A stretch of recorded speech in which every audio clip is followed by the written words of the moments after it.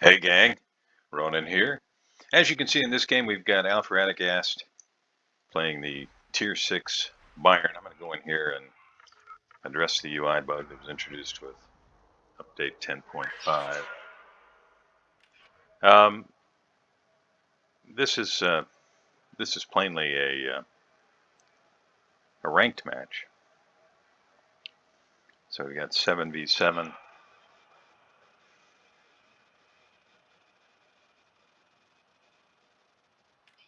And subs in the game. Well, in this case, only one sub per team.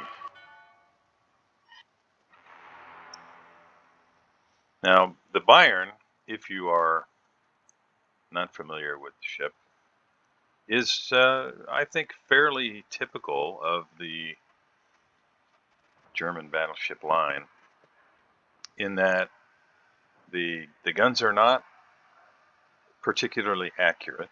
I think that's very fair to say. In fact, that may be a little too kind, honestly. They're 380s. The Sigma's not great, and the range. Well, the range is good, but the Sigma's not good, and the max dispersion is 237 meters at max range, which I guess isn't horrible, but it, again, typical of German battleships, just really not all that accurate. It's difficult to land shots. I mean, you can aim perfectly, and well, let's put it this way: there are other ships in the game, other battleships in particular, that are much more accurate. There we go. That's probably the best way to say that. The reload time, 30 seconds. Good guys secure the Alpha Cap. Bad guys have secured Charlie. And that's our first contact with the opponents right there. Okay, so you can see the firing range is pretty decent for a Tier 6 battleship. And max damage on these shells is HE 4,500 with a 35% fire chance. AP 10,900. And penetration values are really pretty good. I mean, despite the fact that they're just 380s, they can poke some nice large holes in most ships. But you have to hit. So we got 2 penetrations for 7,100, almost 7,200 damage there. Graf not really showing any respect.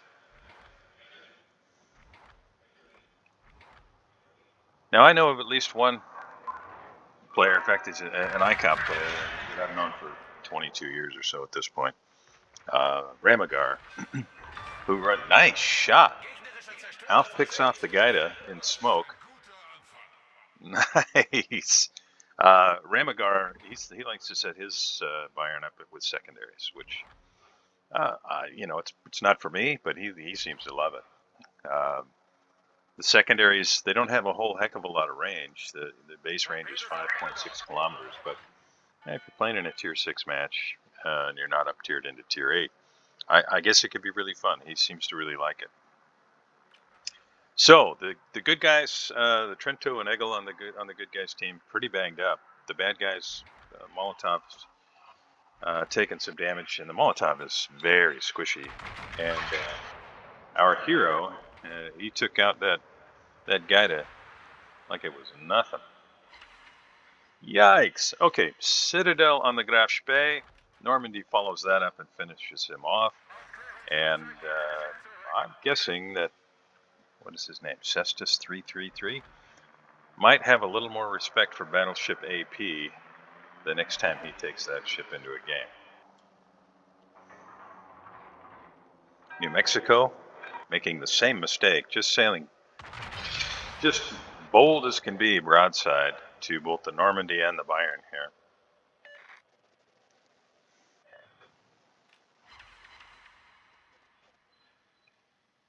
Not a whole heck of a lot of damage there, despite the fact that there were multiple shells that landed. Okay, so the good guys still have their full complement of ships. The bad guys are down 2 ships, Graf Spee and Gaida being sunk. Our hero angles to minimize the incoming damage New Mexico shells hurt. There's just no way around it. That ship is also not what I would call particularly accurate, but you do not want to show broadside to the New Mexico if you can help it.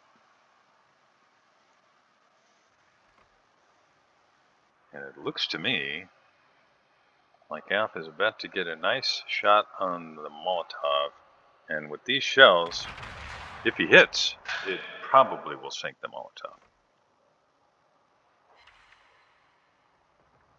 This will do it right here.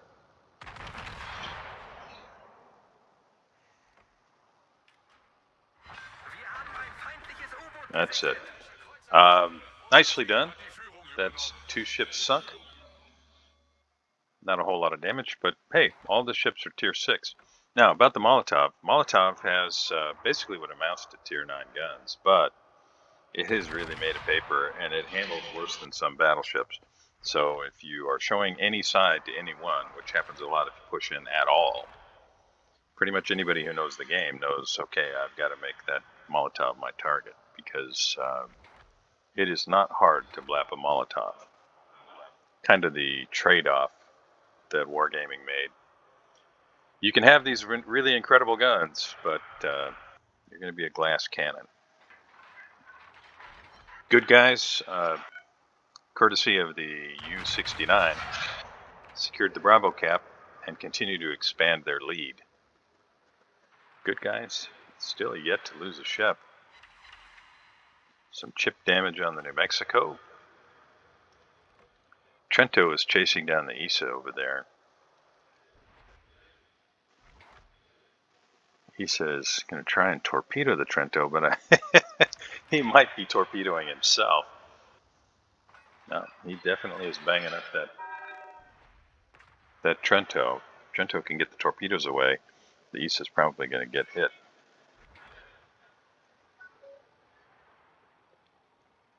All right, so the enemy cachalot has taken out the friendly Eagle with a torpedo hit.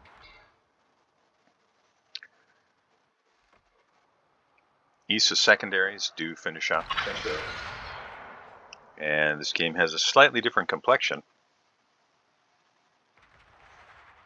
Kij Gwyn is, he's banged up. If he is finished off here in his face-off with the cachalot, this game really could go either way. But I think it's going to require the enemy New Mexico and Normandy to move in. And doing so, they're going to run smack into that U-69. It's just kind of sitting there waiting.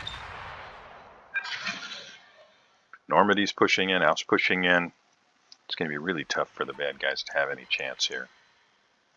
Little chip damage on the Normandy. I think I'd probably just, I'd probably ping the New Mexico and hope that Normandy would help finish him off.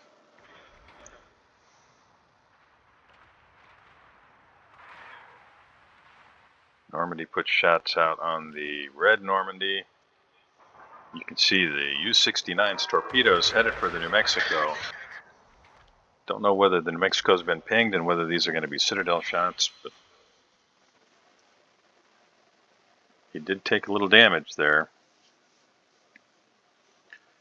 And the ISA has got his torpedo planes coming this way, so what do? Do you angle against the torpedoes and show broadside to the Normandy and the New Mexico? That is the choice our friendly Normandy is going to have to make here. I think I'd probably eat the torpedo shot. And that should do it for New Mexico. Normandy does look like he's going to eat the torpedo shot. Hopefully he'll be able to survive that. Yeah, it looks pretty good. Normandy's got his planes in the air. Airstrike, I guess, trying to finish off the U-69. Get a shot on the Normandy. 7 kilometers out, able to do some significant but not fatal damage to the Normandy. Meanwhile, ISA has pushed all the way around the flank, and our hero's broadside is going to be given up to one ship or the other. If that Normandy slows down, somebody's going to have his broadside, but he's not going to be able to because he's got the U-69 chasing him.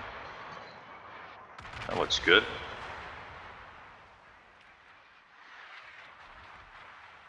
All right, so my guess is that we're going to see Alf push out here and focus on Whiskey Tango Foxtrot Oper.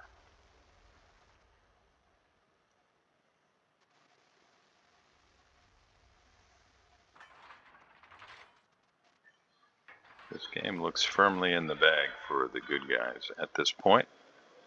But hey, it's World of Warships, so you never know.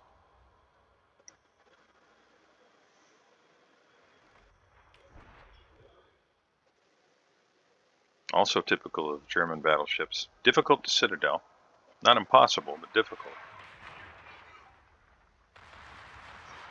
And the closer you get, the more difficult it becomes, generally speaking.